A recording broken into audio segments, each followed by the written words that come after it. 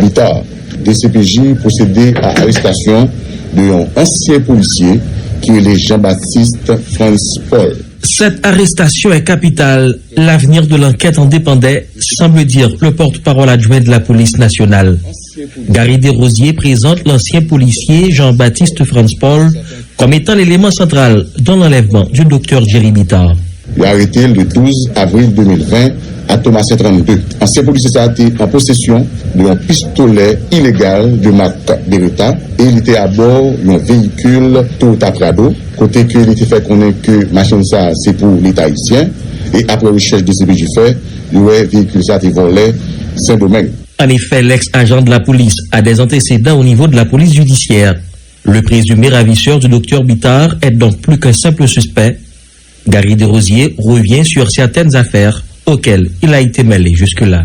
Ancien policier Jean-Baptiste Franz Paul, nous souhaitait arrêter le 27 janvier 2010 pour vol de véhicule et le 12 août 2013 pour abus de confiance. Et le dernier en date, c'est le 27 mars 2020 pour enlèvement et séquestration. L'arrestation de Jean-Baptiste Franz Paul est une étape importante franchie dans le cadre de l'enquête sur l'enlèvement du co-directeur de l'hôpital Bernard Meuse. Et justement, des progrès sont enregistrés, a laissé entendre l'inspecteur Desrosiers.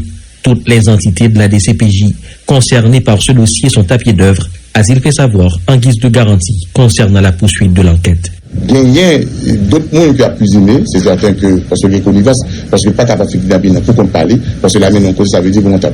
Alors, dans ça, dans le cadre de ça, il y a tout d'autres informations qui viennent joindre nous, et au moment opportun, dès que nous procédons à l'arrestation de l'autre monde, on a présenté à la presse. Alors qu'il préparait la réponse au coronavirus, le docteur Jerry Bittard a été enlevé non loin de chez lui par des individus non identifiés à Pellerin 4 le vendredi 27 mars 2020. Son kidnapping a soulevé une vague de protestations et d'indignation au sein de la société. Il a été libéré moins de 24 heures après. Toujours est-il que, s'agissant de l'enquête relative à son enlèvement, la société reste pour l'instant sur sa faim.